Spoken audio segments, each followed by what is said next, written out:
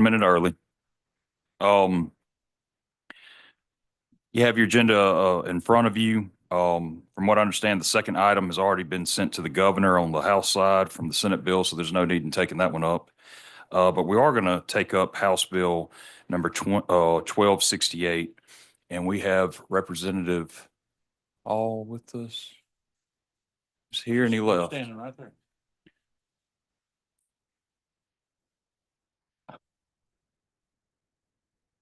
Well, it's his bill.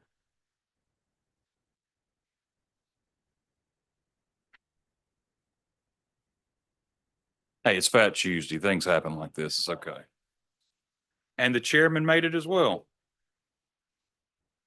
Representative, we're on House Bill 1268, and I'd like to ask you to explain the bill, please.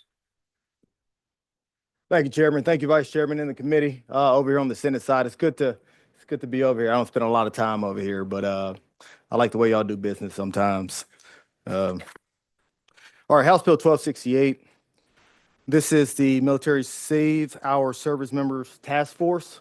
It's a very simple bill that seeks to accomplish something that's very complicated. You know, I've been a commissioned officer for just over 2 decades, and I've lost 3 soldiers to suicide. And, you know, post 9/11, a lot of people still think that we're kind of done with conflict. We're done with war. We're done with sending our boys and girls from Mississippi from here overseas to defend freedom. That's not the case. In fact, we just recently had another unit that moved downrange, and we're still fighting in Syria. We're still going to Iraq. We're still going to Kuwait. 155 just got back from Germany and Europe. Soldier suicide and mental awareness or mental health is still an issue. And so what I'm trying to do here with this task force is something very simple, but something very necessary. It's a task force of 15 members, and it takes a different approach as opposed to the federal government, which is normally top down. It consists of 15 folks, but tries to attack this problem at all 3 prongs, top down, bottom level, and then also in the center. What it does uniquely is that it brings in our service members, our commissioned officers, our non-commissioned officers who have had experience with soldiers at all levels, both in company grade and in field grade. It brings in our chaplain corps, our faith-based leaders in the National Guard, and it also brings together our mental health professionals in the state, to include the experts that we have on public health and military affairs on both chambers. And so with this task force, my goal is to go and seek out the remedies that are necessary or the remedies that are possible in order to mitigate any kind of soldier suicide in the state of Mississippi.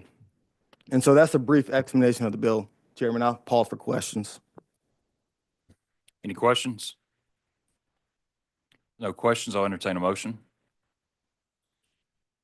The motion's title sufficient to pass. All in favor signify by saying aye. Those opposed, nay. The ayes appear to have it. The ayes have it.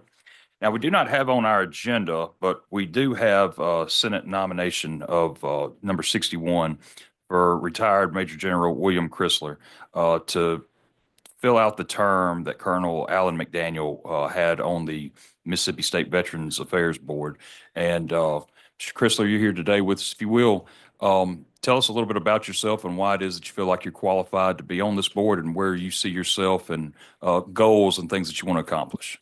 Okay. Thank you, Mr. Chairman. I grew up in a military family. Father served in World War II, Korea and Vietnam, and then I followed him with a 36-year career in the Air Force and the Air National Guard. I've pretty much grown up with veterans. I have certainly seen firsthand the sacrifices that they make serving our country. And I guess I just have a special place in my heart for wanting to continue to serve. I'm now retired from the military. I work for the National Guard Association. And I choose to do that because I want to continue to serve in whatever capacity I can. I'm really interested in looking at a number of the things the Veterans Affairs does, and they literally touch the lives of so many veterans that you don't ever hear about. One of the things that we see every day in the office is family members come up looking for a DD-214.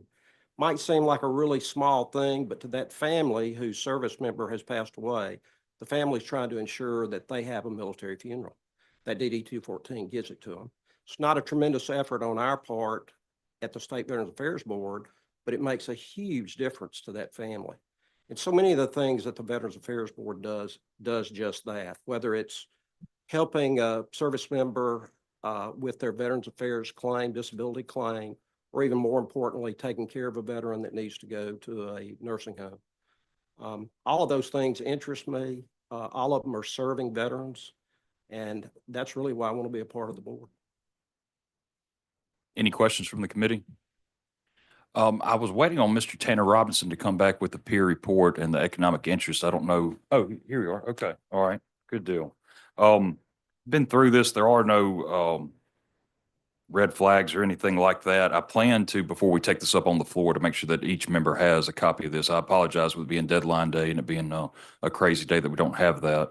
I know that on the floor, the motion is we do advise and consent. Is that the, what we do here? Same.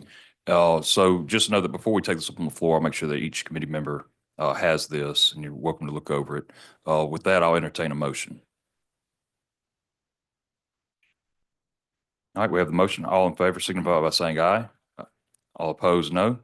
The ayes appear to have it. The ayes have it. With that, I'll entertain a final motion. Rise and report. Hey, and Chris Chrysler, it's good to see you, sir. Senator up in DeSoto County. Pretty good. Sir. I've done, I'm a lawyer by trade and have spent a lot of time in the DeSoto County Courthouse doing title work.